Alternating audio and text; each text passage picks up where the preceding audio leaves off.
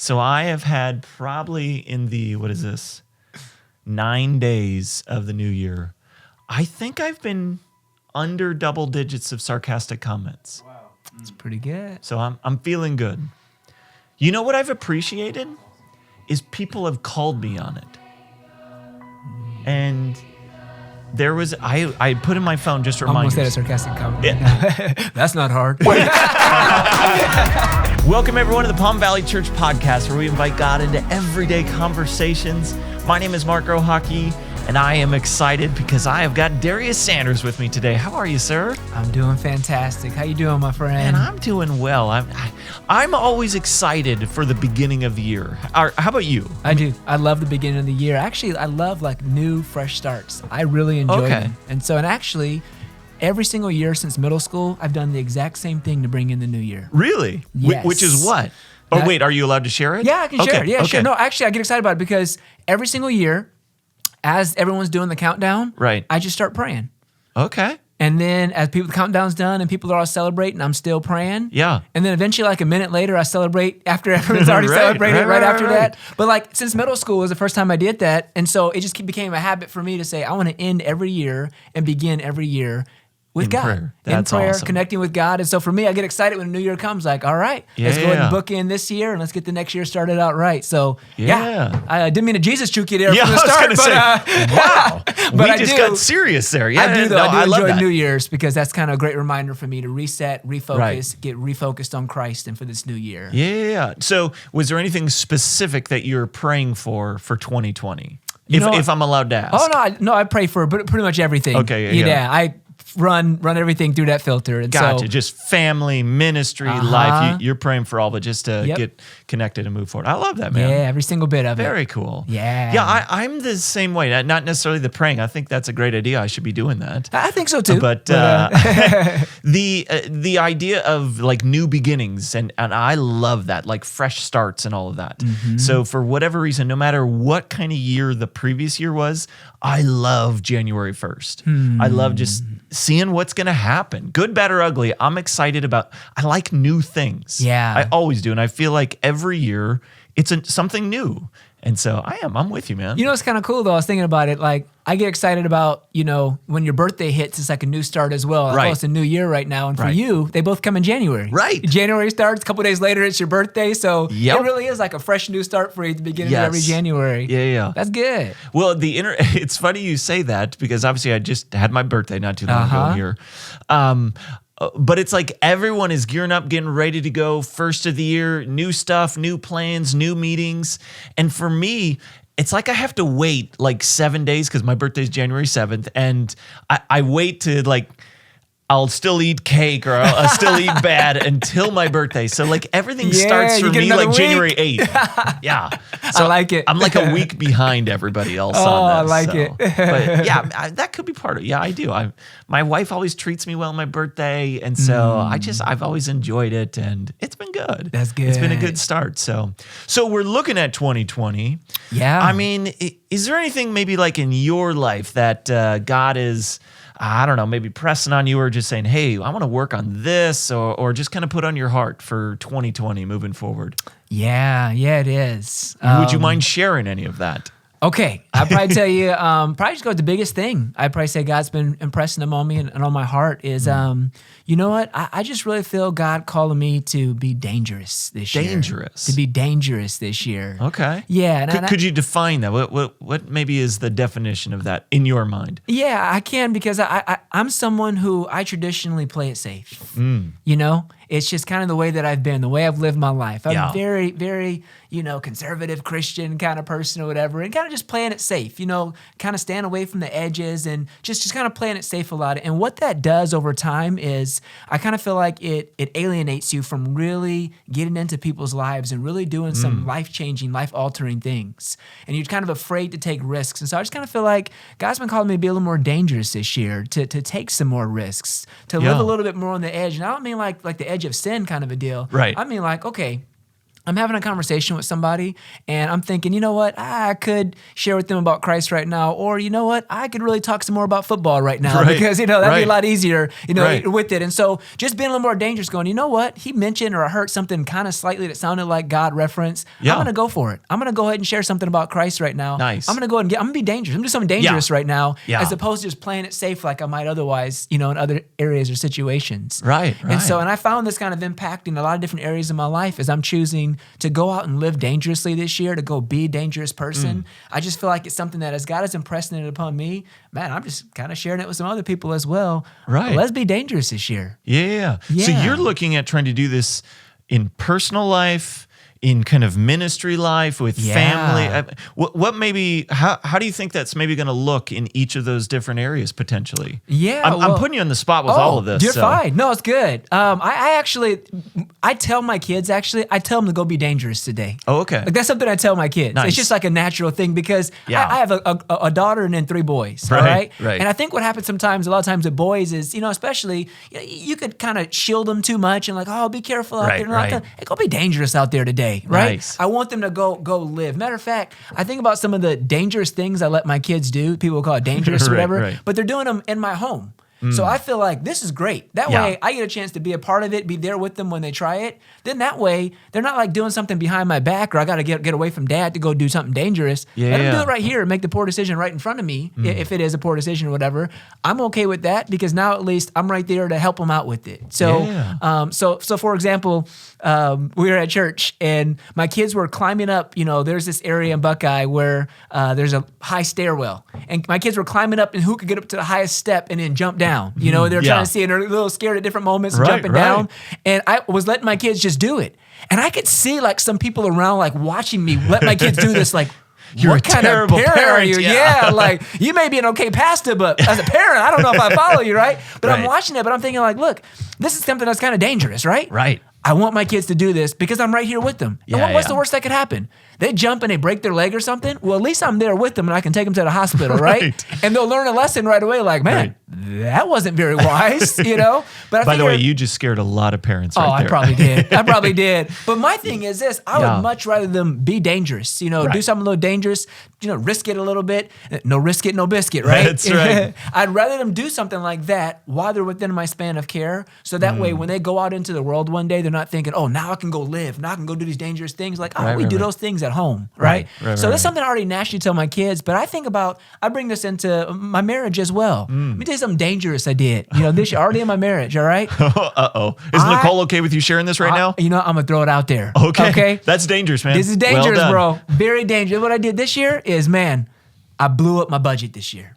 What? I blew up my budget this year. Right now, Dave Ramsey, he's getting antsy right now. He's nervous where you're going with this. I blew up my budget this year and I said, Nicole, I want to give you more opportunities to speak into the budget. So what are some areas that you'd really like to spend more on this year? Okay. Because here's the deal. I'm a saver. All right. Right. So if it came to me like budget line items, it'd be like giving, saving, and then a little bit at the bottom for spending, right? Right. My wife she's naturally a spender. Yeah. And she loves to give, so we're good on that. But then like the saving, that's not very fun to her. That's not too fun. So she wants to get to the spending part. Yes. So this year I was like, you know what? I'm gonna make some sacrifices in some areas like that I would probably want to put things into and say, you know what, sweetie, what are some things you would like to spend more on this year? And I just really let my wife share some things.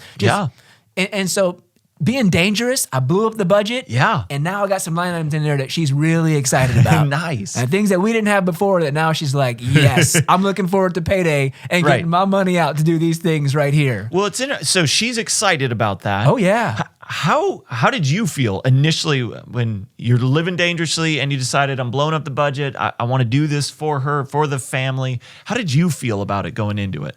What was that like to live dangerously in that place? I think for me in that moment, it was just another one of those reminders of, look, if you're going to start living dangerously, you got to do it in all these different areas.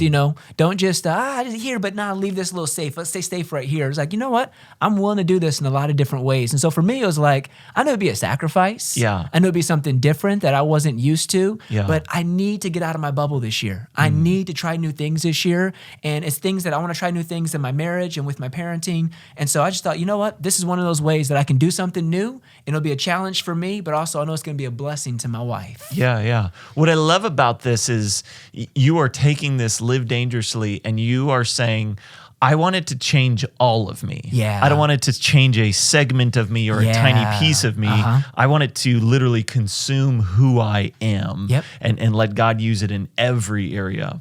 I think there are times we make choices or changes or New Year's resolutions and we say, all right, I'm going to work on this part in this one tiny little area. And we find it doesn't make a difference at all because it's nothing that changed us.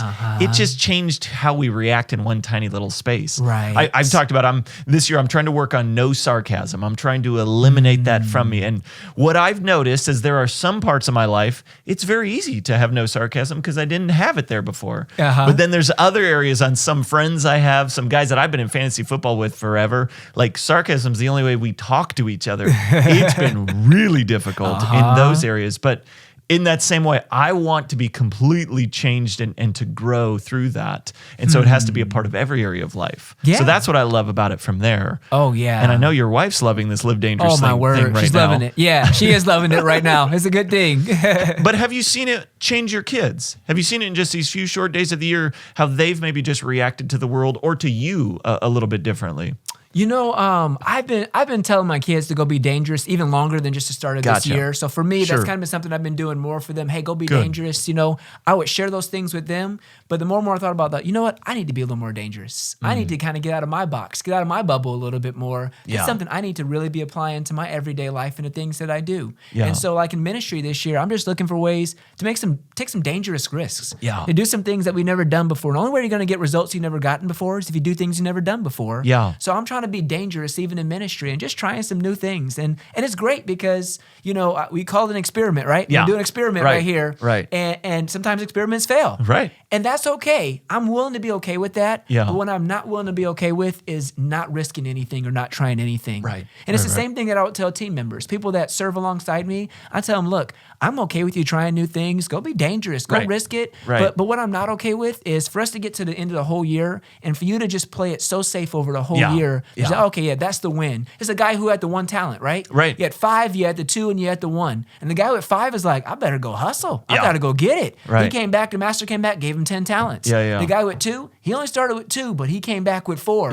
But the guy with 1, he wasn't even willing to risk it. He didn't try anything dangerous at all. What did he do? He hid it, he buried it, he put it underground. He thought, okay, I'll at least just bring that back to him. And I thought, I don't want to be that guy.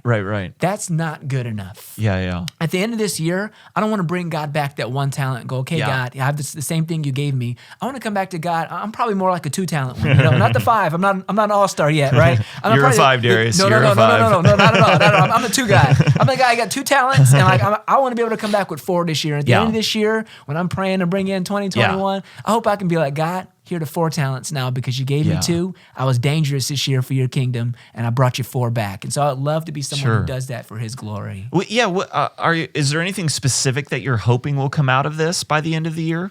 You know, I hope just in essence that I would see, I'd be able to look back over the course of the year and see moments where I would have played it safe, been on the shallow end of the pool, but instead I jumped into the deep end. I just dove right on in. These moments I go, you know what? I see a difference between last year and this year. This is how I would have reacted, but this is how I'm reacting this year because I'm going to do something a little bit dangerous right now.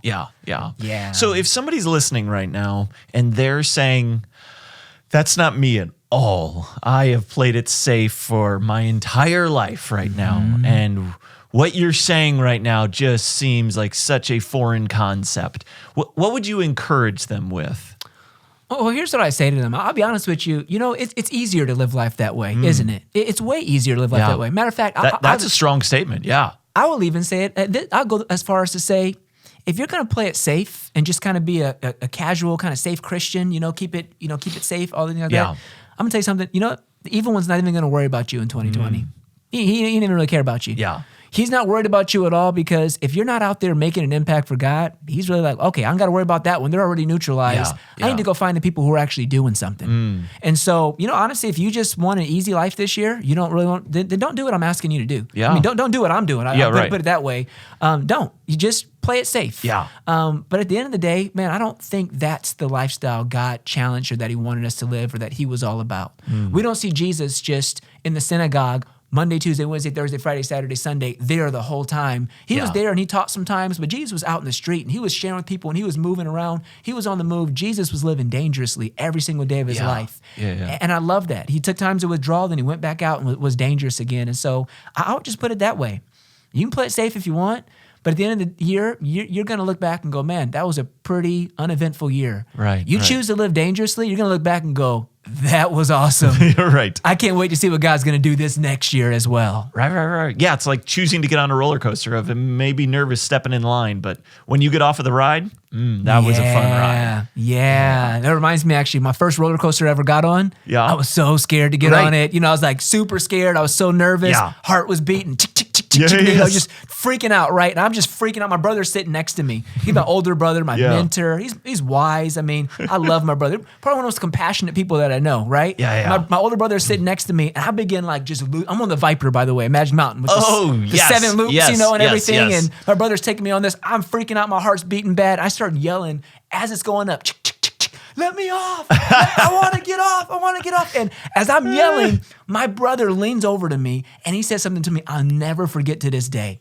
My brother leaned over to me and he said, if you don't shut up, I'm going to punch you. That was what that dude said right there in that moment. And like, my brother was bigger than me, he's stronger than me. And like, I just shut up in that moment. Didn't say another word, right? And I just dangerously went on that roller coaster, right? And all the loops and everything. But you know what? I'm so thankful he did take me on that. Because my brother had me take that risk, because he got me to get through that, I love roller coasters to this day. I love them. And I never would have liked them had I not taken a risk, had not done something dangerous or tried something different. So if you choose not to try something different, you're the one that ultimately misses out. And I don't want you to miss out on what God has planned for you this year. Oh, I absolutely. Man, I'm excited. Oh, man. I'm ready to go live dangerously Let's now. Go. Man, this is great. Go. If I give you permission, anytime this year that I stop living dangerously, I just need you to lean over and say, Mark, you better shut up or I'm going to punch you. All right? I need you to make sure you can use that line whenever you need to on me, man. So that is fantastic, Darius. Well, man, I'm excited for that. I think it's going to be a great year, and I would love to hear, you know, towards the end of the year how that's turned out, and what that's looked like in your life, kind of personally. But then as a ministry, of course, we're going to see it as you keep leading the Buckeye campus and being a part of the leadership team overall here at Palm Valley. So right on. That's good stuff, man. That is good stuff. And by the way, with the whole sarcasm thing, I'll be looking out for you as well. Thank you, man. If I hear that sarcasm, I'll call you out on it, my friend. Yes, please do. Please do. I appreciate that. Keep each other accountable. That's right, man. All right, we appreciate everyone for joining us here as well. Make sure you're subscribed to our YouTube channel. Connect with us online. We'll see you at one of our campuses. And we hope you have a great new year and a great week.